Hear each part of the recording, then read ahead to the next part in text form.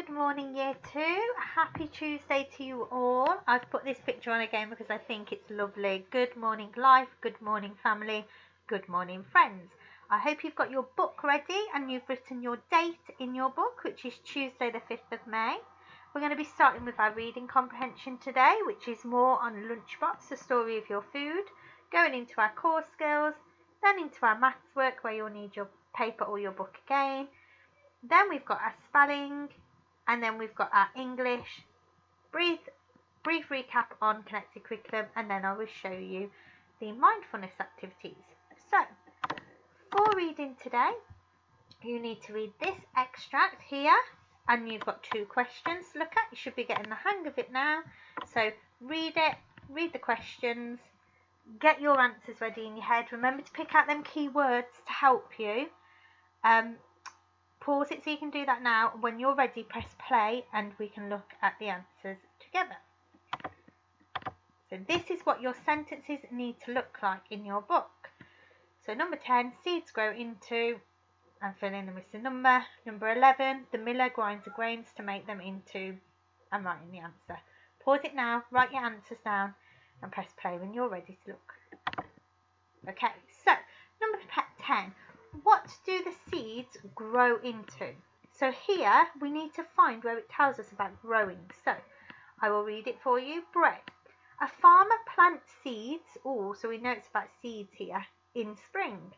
By summer they have grown into tall waving wheat with fat ripe grains at the tip of every stalk.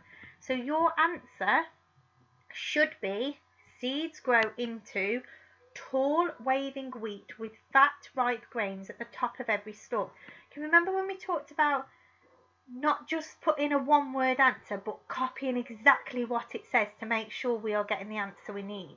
So if you'd have said wheat, that would have been right, but what they actually tell us in here is that it's tall waving wheat with fat ripe grains at the tip of every stalk. So what I'm going to say is if you said wheat, you can have 1 point. If you wrote the whole thing, I'm going to give you an extra point for remembering that we need to pick out exactly what it says. So well done. Number 11. The miller grinds the grains to make them into, and then it says tick 1. So we've got seeds, wheat, flour or dough. So the farmer cuts the wheat with a giant machine called a combine harvester. Then the farmer sends the grains to a flour mill.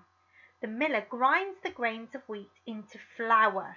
So what does it grind the wheat into? The miller grinds the grains to make them into flour. The answer is flour. Okay, that's the end of your reading session. So we're now going to move on to your core skills. So you need to pause here, have a 20-minute practice of your core skills. TT Rockstars, hit the button. Any activities you've got at home, it could be that you're just writing out the calculations. Please remember, if you think you're ready to move on to the next multiplication or division facts, email us and let us know because we can check and we can move some on. We have moved some children on who are getting really confident with that. And also don't forget the TT Rockstars battle. Now I know that Charlie is absolutely loving this battle, as is Ruben. So if you don't already know about that, remember there is a battle going on. Okay, when you're ready, come back and we will look at our maths together. Okay, I hope you enjoyed your TT Rockstars or your your core skills practice. We're now moving on to our maths. You will need your book or paper for this. And our learning objective today is, can you describe movement by types of turns? So yesterday we were looking at left, right, forwards, backwards. Today we're thinking about different types of turns. So I just want you to pause the video here, have a little think about some different ways that we might turn, and then I'll talk about some of them with you. You could draw them, you could write them, you could tell a grown up, or you could just think about them in your head. Okay, hopefully you've had a little think about different ways we might turn. Let's have a little look. So, we've got something called clockwise and anti-clockwise. What do you think clockwise might mean? Have a little think.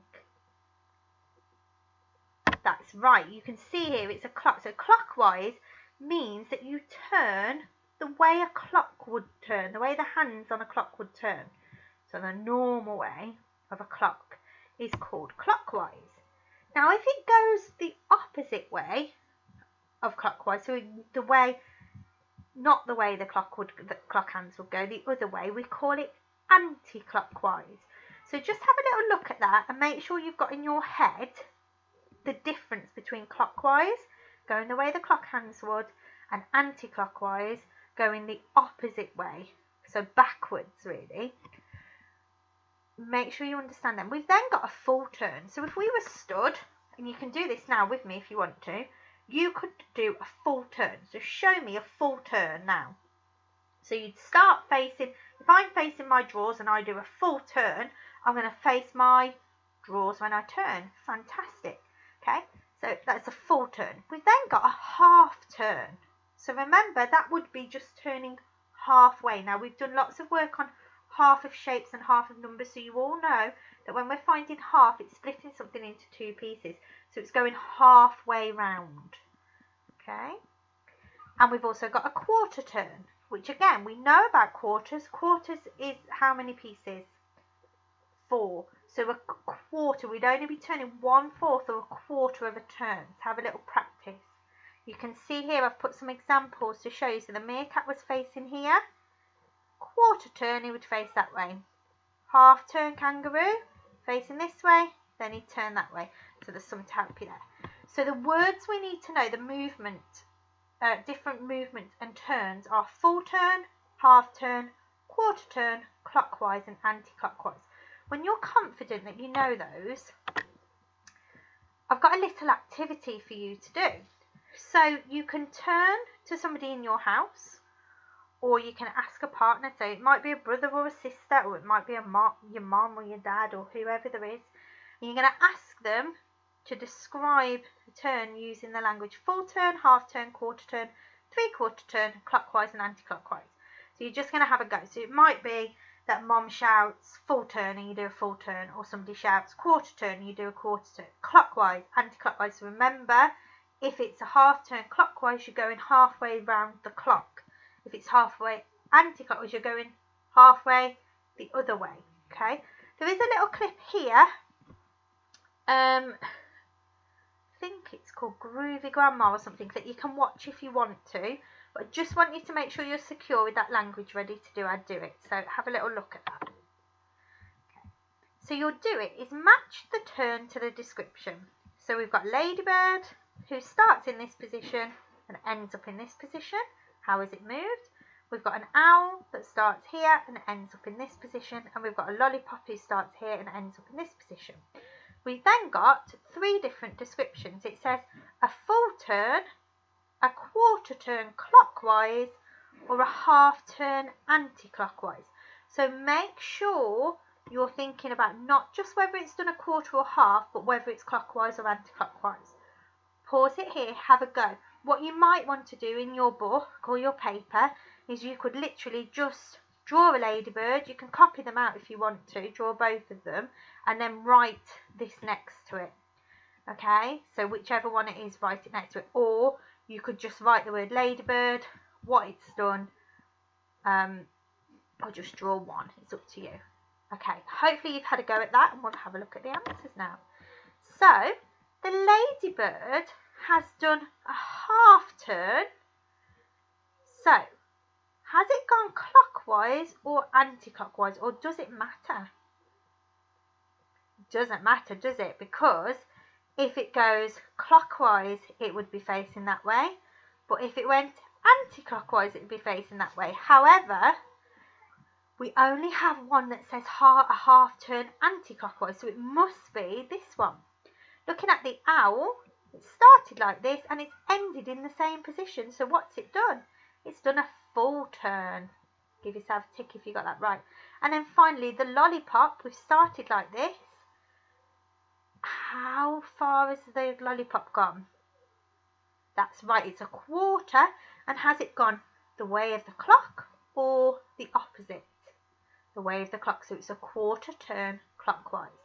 So the owl has done a full turn, the ladybird has done half a turn anti-clockwise, and the lollipop has done a quarter turn clockwise. Fantastic. Right then, we're going to have a little look at a few of these together now. So here I've got my meerkat, and we're going to describe how the meerkat has turned. So you can see I've got the sentence stem. The meerkat has made a something turn something. So have a little think now. Has it gone a full turn, half a turn, or a quarter of a turn? That's your first thing you need to get in your head. Once you've figured that out, you then need to decide, has it gone the same way as a clock? So is it clockwise? Or has it moved, turned the other way, so anti-clockwise? So in your head or on a piece of paper, you should have either a quarter, a half, or a full turn, anti-clockwise or clockwise. So let's have a little look together. So it started like this. It's not gone halfway because it would be facing this way. So it's gone a quarter turn. Has it gone the way of the clock or anti-clockwise? Clock, the same way as a clock would go. So the meerkat has made a quarter turn clockwise. Hopefully you can see that now if you didn't see it before. This can be a bit tricky to figure out. Let's look at another one together. Okay, describe how the tiger has turned. So your first job is to figure out, has the tiger done a full turn, a half turn, or a quarter turn? When you've figured that out, has he turned clockwise or anti-clockwise? So in your head, you should have half, quarter, or a full turn, and clockwise or anti-clockwise. When you're ready, press play and we will have a little look to see the answer. So you can see that the tiger has turned half a turn. He's not gone the whole way round because he's gone upside down. Now looking at the way his head is facing, he must have gone anti-clockwise. So the tiger has made a half turn anti-clockwise. If it had, well, it could actually have gone that way, couldn't it, as well? So it could be clockwise or anti-clockwise when it's a half turn. So if you've got either, that's absolutely fine.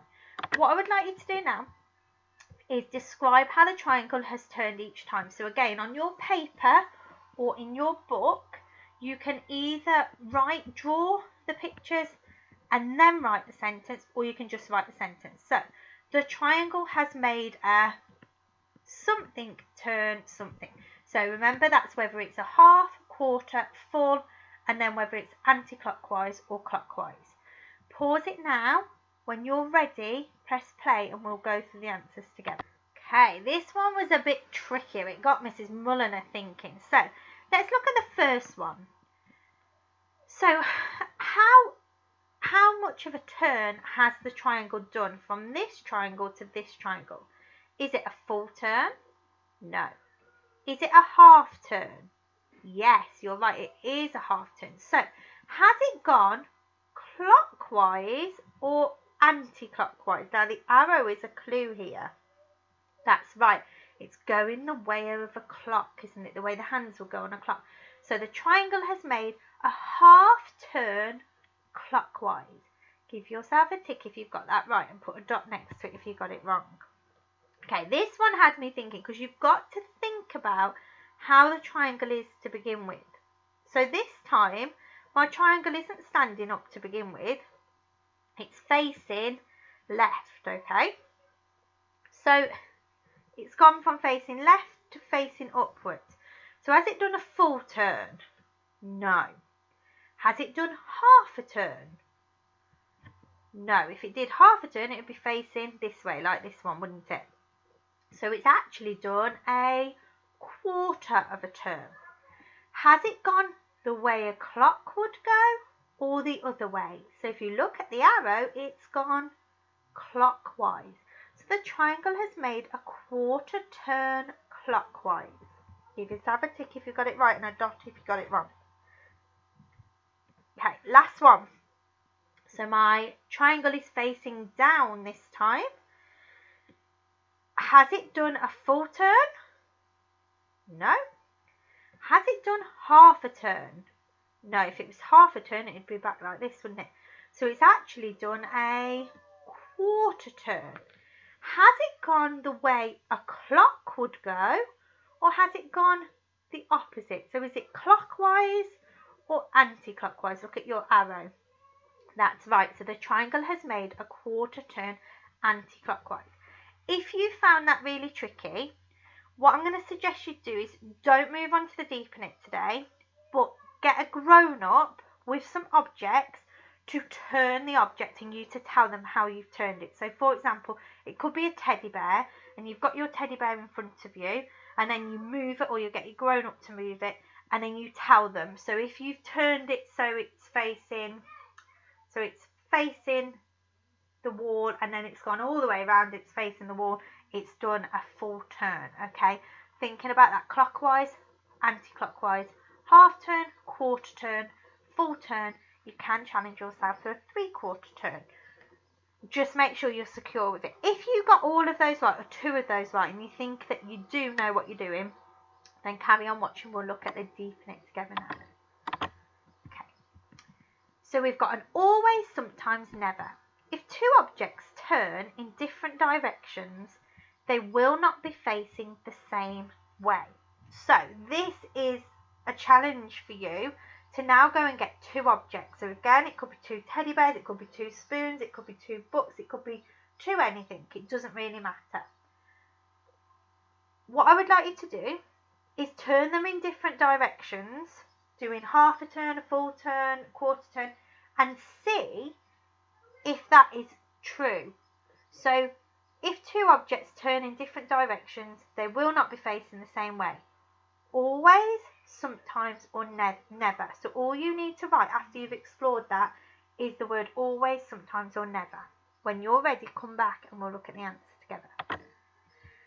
Okay, so the answer is sometimes, because it depends on how far the objects are turned. So quarter, half, 3/4, or full. So if you have 2 teddy bears and you turn one half a turn clockwise and the other one half a turn anti-clockwise, they will be facing the same way. However, it's not always that way, because if they were all facing the same way and then you moved one a quarter clockwise and a quarter anti-clockwise, then they would be facing different ways. So that's why it's sometimes, because sometimes they're facing the same way, not always. And it can't be never, because we know if we do a half a turn, then they would be facing the same way. So have a little break now. Well done for working super hard on your maths.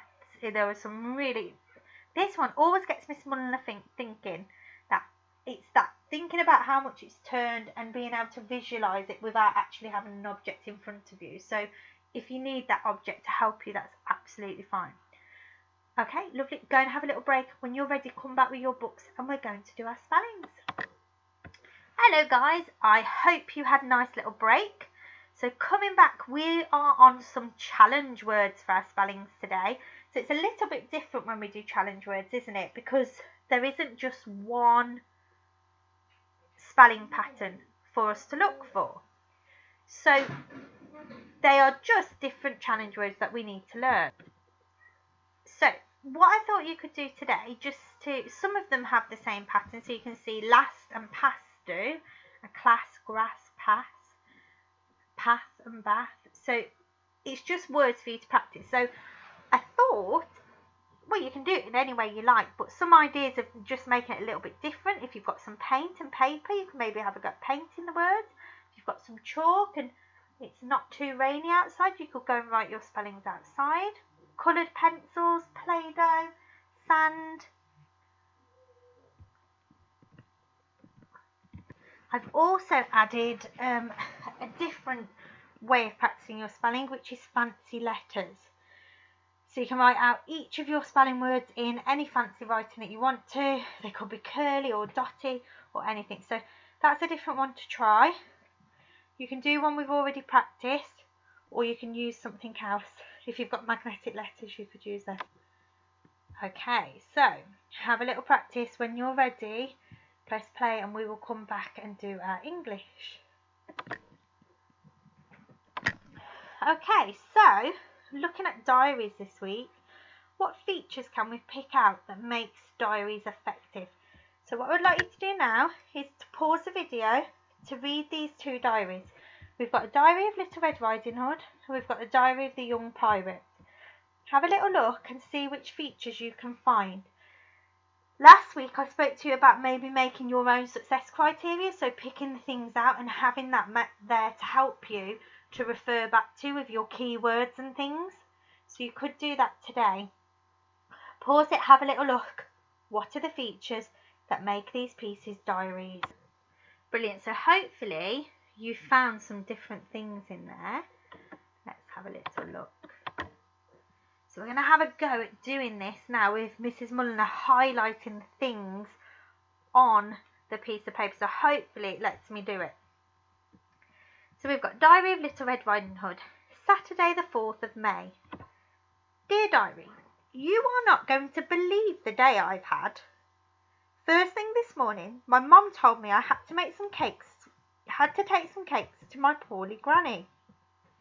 I secretly wanted to stay and play in the garden, but I felt bad for poor granny, so I grumpily agreed. It was such a beautiful day as I walked through the woods. I just had to stop and pick some lovely red flowers. Then suddenly a wolf appeared from behind a tree. He was very charming and told me a shortcut to get to Granny's house. I thought he seemed very clever, so I stupidly believed him. Finally, I got to Granny's house and I knew at once something strange was going on. Granny didn't look like herself at all. I asked Granny a lot of questions and just in time I worked out it wasn't Granny at all. Next, a kind woodcutter came and helped me uncover the wolf and rescue poor Granny. I felt very scared, but I knew I had to be brave. After that, the woodcutter took me home and Mum couldn't believe the adventure I'd had. Now it's well past my bedtime and I'm very tired. I don't think I'll ever trust a wolf again. Little Red Riding Hood. So, the features that we find. So one of them is a date in a diary. So where is the date? Can you all have a little look? Point to the date for me. And then if we have a little look here, here is the date. So the date comes where in a diary? At the start, okay? Now if you remember, we also talked about how we could put things in there to show time, didn't we? So we've got here, it's well past my bedtime. So we know that it's going to be late. Okay, let's have a little look at another one then. So we're using the words I and my. So have a little look now. Go through. Can you see any I? So we've got I here. My. Me. Me and I. So just have a little look. So remember it's the first person, isn't it? So we use the words I and my. So have a little look through for some more that you can find in there. Describing feelings. Can anybody find somewhere where it describes how she is feeling? So you're not going to believe the day I had. First thing this morning, my mum told me I had to take some cakes to my poorly granny. I secretly wanted to stay and play in the garden, but I felt bad for poor granny, so I grumpily agreed. So there, it's telling us she felt bad. Why did she feel bad? Because granny wasn't very well. But it also, there's another word in there that tells us how she's feeling about not being able to play. What is that word? That's right, grumpily agreed. Now what do we know about those RY words? Yes, they're adverbs, so they're telling us how we something. So I grumpily agreed. So not just I agreed, I grumpily agreed. So, oh, all right then, really grumpy voice. Okay, so that's what it means when it adds that adverb. It tells us a little bit more. Can anybody find any other words in there that tell us how she feels?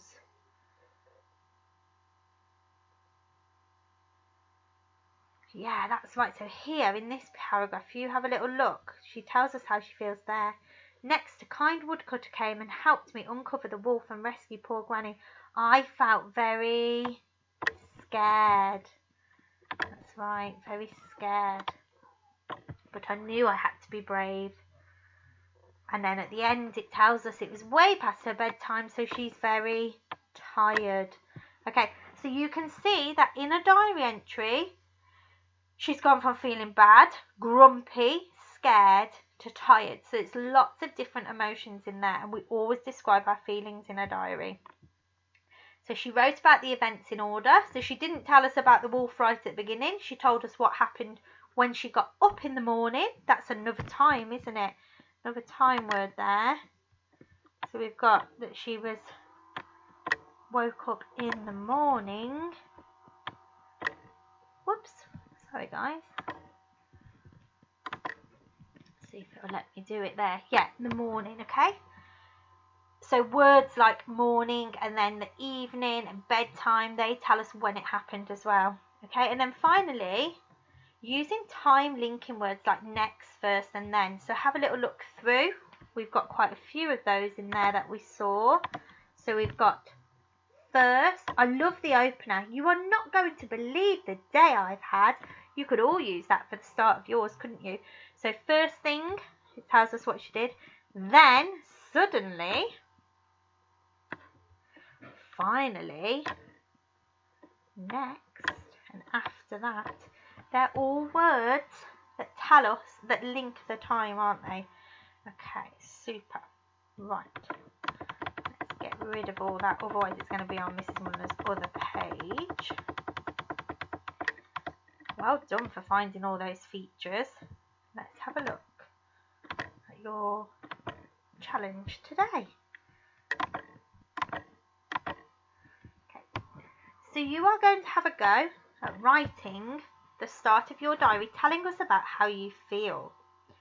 So here's an example. Dear diary, I've had the most fabulous day today. Let me tell you all about it. So first, I woke up and the sun was shining. Mom and Dad were already downstairs, so I skipped down to them. So if you're skipping, how do you think you might feel? Yeah, that's right, like really happy and excited about something. So you're going to have a go at just doing your opener today. Trying to remember how we start our diary. Remembering the date in there. Getting the words like first in there. It needs to be in the first person, so we're looking for I, me, my. Tell me what you can see. Tell me how you feel. Doesn't need to be the whole diary. We just need to get a feel for you understanding the features of the diary. Brilliant. That's the end of your English. So well done. You've worked super hard this morning. Just a very quick recap that your connected curriculum map is on the Year 2 homepage on the school website. Try to make sure you're including lots of things in there. So there's science activities in the green, geography in the blue, and then we've got a mix of the arts in here and cooking. Please send these to us if you do them. And then finally, we've got our mindfulness challenges. So today we've got bumblebee breaths, which we've done before. I really like this one. So remember, you open your hands out with the palms facing towards your face. You put your thumb over your ears and your fingers over your eyes. You close your lips and your teeth. You inhale deeply through your nose and count 1, 2, 3, 4, 5. Then exhale out slowly through your mouth, making a humming like a bee, and count 5 when you do that, and repeat it a few times. Another one I've added on here today is this one. So take a moment to think about how you are feeling. Which words describe how you feel today? And can you trace back why you might feel that way? So for example, if you're feeling really happy, why are you feeling happy? What did you do that made you feel really happy? And think back to that. If you're feeling sad, what is it that is making you feel sad? Where has that sadness come from? And what can we do to remove it and get rid of it, and get rid of that negative, that sad feeling, and put a positive feeling back? You might want a grown up to help you with this to begin with. So you might want to say to them how you're feeling and describe that, and also ask them how they're feeling, and then talk about how you feel that way. And then it's drawing a line and kind of moving away from that feeling, particularly if it's a negative one. If it's a positive one, it can stay in there because it makes us feel good. But if it's that you're sad or you're angry or you're cross or you're worried or nervous, it's good to talk about it and then kind of let it go into the air and it disappears. I know lots of you have said that you're really enjoying these mindfulness challenges. I'm really, really glad. Mrs. Munder's using lots of them too as well. And I hope your grown-ups and the whole family are doing them together. So I will keep putting these on. So thank you for another day's hard work. Stay safe. I'm looking forward to seeing your work, and I will be with you tomorrow. Bye.